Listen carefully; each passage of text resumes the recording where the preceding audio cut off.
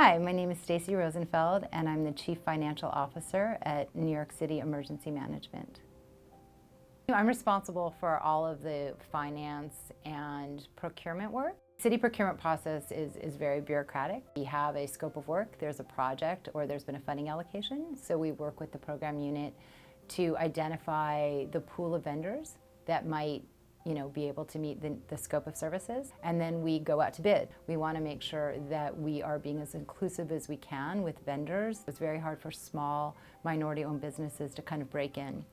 So there's been a huge push to really cultivate new vendors and to work with them and bring them on board.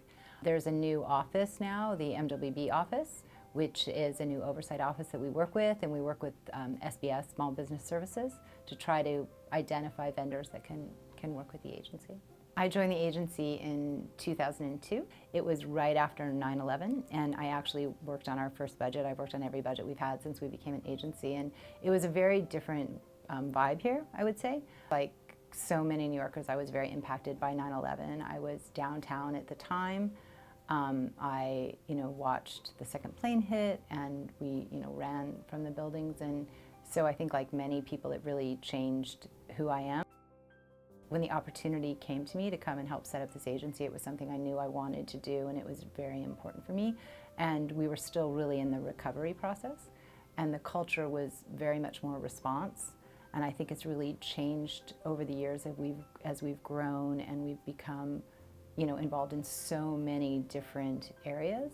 And I've always thought about how I kind of stumbled into emergency management. I was offered this job because I had met someone at City Hall and had actually interviewed for a different opportunity that didn't work out. And when I was called for this, I knew it was the right thing to do.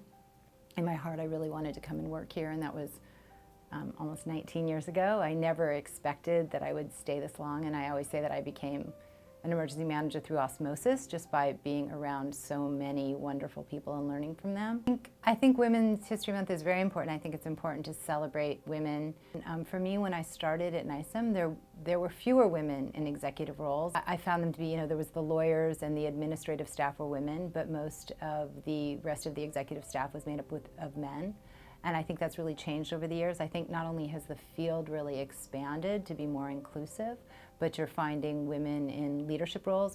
Being an emergency manager in the emergency management field, one has a lot of responsibilities. It's not your typical 9 to 5. And to be able to understand how important it is to also be able to have life outside of work and to balance those, I think is key. And I think it's important to show young people that it is possible, then that you can do both. And I think for me, I grew up with a working mother, and I remember having her come to my high school and being in a suit rather than jeans, and I never understood why. And I see now as an adult how it was so important for her to work, not just to help support her family, but also for her own personal identity.